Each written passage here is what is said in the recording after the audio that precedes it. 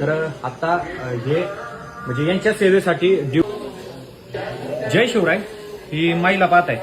आपलं जे पारगाव कारखाना आहे आंबेगाव तालुक्यातला, तर त्या ठिकाणी गेल्या 5-6 दिवसापासून आपलं आयुष्य रोडवर जगत होत्या.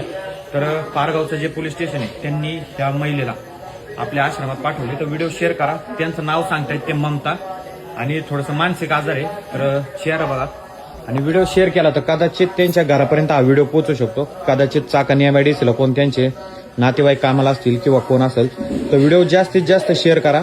कदाचित या महिलेला त्यांचं घर भेटल. मानसिक थोडासा आजार आहे. नंबर सांगतो 77 0909 2527 याच्यावर आपण संपर्क करू शकता. जर कोण ओळखीचं असेल तर त्यांनी ह्या नंबरवर संपर्क करा. आणि सगळ्यात महत्वाचं आता पावसाळा चालू आहे तर असंख्य मनोरुग्ण किंवा बेघर लोक आपलं आयुष्य रोडच्या कडेला जगत असतात. कुणी त्यांना विचारत नाही. पण आज खरंच तर आपण ज्यांच्यामुळं सुखाची झोप संध्याकाळची घेतो ते महाराष्ट्र पोलीस. त्यांनी म्हणजे पारगावचे जे पोलीस आहेत त्यांनी ह्या महिलेला पाहिलं. तिथले स्वतः PSI साहेब असतील, पोलिसांनी त्या महिलेला सहकार्य केलं.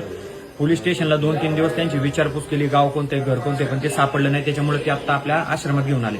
तर सगळ्यात महत्वाचं पोलिसांचंही मी मनापासून धन्यवाद देतो का ते रात्रंदिवस काम करून सुद्धा आज अशा महिलांची असेल किंवा बेघर लोकांची ते जबाबदारीने काळजी घेतात. तर आता हे म्हणजे यांच्या सेवेसाठी ड्युटीवरूनच आपल्या ह्या आश्रमात आले आणि त्या महिलेला या ठिकाणी आपल्या आश्रमात त्यांनी निवाऱ्यासाठी सोडलेले.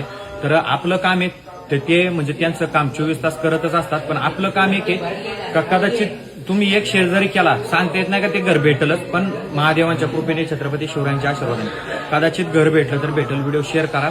आणि जर आम्ही त्यांना विचारलं मुलगा वगैरे आहे का तर लहान मुलगा आहे असेल नसेल सांगता येत नाही. त्यांनाही मुलं असतील घरी काळजी वाट बघत असतील. मनोरुग्ण आहे पूर्ण काय व्यवस्थित माहिती देता येत नाही. आणि UP MP त्या साईडचे दिसत आहेत.